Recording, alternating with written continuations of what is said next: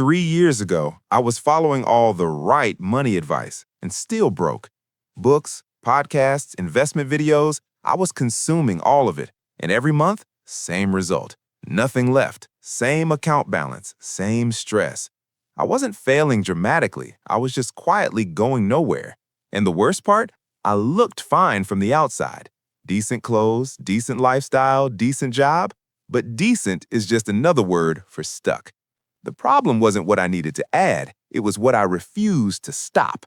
Because here's the truth nobody says out loud. Wealth isn't just built by smart decisions, it's slowly destroyed by the habits you keep normalizing. The ones that feel harmless, feel earned, feel completely justified until you look up one day and wonder where all the money went.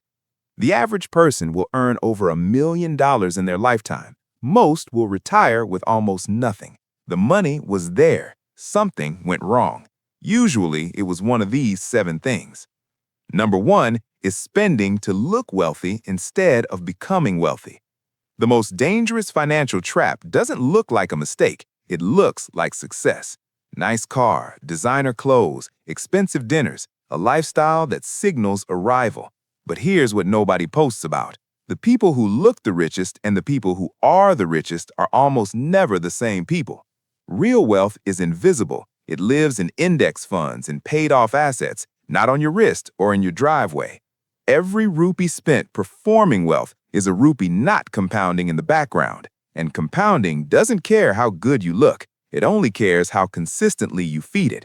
Stop dressing like you're rich. Start actually becoming it. Number 2 is paying money to escape every uncomfortable feeling. You ever noticed how every moment of discomfort now has a price tag? Bored? Streaming. Stressed? Shopping cart. Tired? Delivery. We've turned every minor inconvenience into a spending trigger, and it doesn't even feel like spending anymore. It feels like self-care.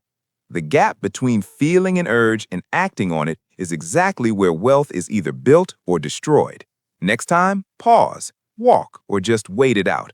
Most urges pass within minutes, and so does the unnecessary expense. That small pause, repeated hundreds of times a year, is worth more than most people realize. Number 3 is making financial decisions while emotional. Tired, excited, lonely, celebratory, every emotional state has one thing in common. It makes you terrible with money. Your brain, when emotional, is literally wired to chase immediate reward over long-term consequence. And the entire consumer economy is designed to catch you in exactly these moments. Flash sales, limited stock alerts, one-click buying at midnight when you're exhausted. The fix isn't to become emotionless, it's to set rules when you're calm that protect you when you're not. No purchases over a certain amount without 24 hours. No financial decisions late at night. Your calm self needs to protect your emotional self, because your emotional self, given the chance, will spend everything and justify it perfectly. Number 4 is letting every raise quietly disappear into a bigger lifestyle. You get a promotion, salary goes up, and somehow 6 months later you feel just as tight as before. Sound familiar? This is lifestyle creep, and it doesn't feel like a mistake. It feels like reward. New apartment, better restaurants, newer phone. Income went up, expenses followed, and the gap stayed exactly the same. That gap is where wealth lives. The bigger it is, the faster you build. The smaller it is, the longer you stay stuck. Every time income increases, do one thing immediately. Automate the increase into savings before your lifestyle notices it arrived. Don't give yourself the chance to adjust upward. Let your investments adjust upward instead. Number 5 is surrounding yourself with people who normalize being broke. This one people don't want to hear, but your financial behavior is shaped more by your social circle than any book you'll ever read. If everyone around you spends freely, carries debt casually, and treats saving like something only boring people do, you will drift there too. Not because you're weak, because that's how humans work. We become what we're surrounded by. You don't need new friends. You just need to be intentional about which voices shape your normal. Even 1 or 2 people who invest without embarrassment, who talk about net worth instead of just salary, that changes what feels possible for you. Number 6 is relying on willpower instead of building a system. Willpower runs out. Every decision, every temptation resisted, every task pushed through depletes it. By evening, most people have almost nothing left. That's when the impulse purchase happens. That's when the subscription quietly renews because canceling felt like too much effort. Wealthy people aren't more disciplined. They've simply built systems that remove the need for discipline. Automatic investments, no saved cards on shopping sites, a written budget, not a mental one. Friction added between the urge and the action. A good system works on the days willpower fails, and willpower always fails eventually, for everyone. Number 7 is waiting for the perfect moment to begin.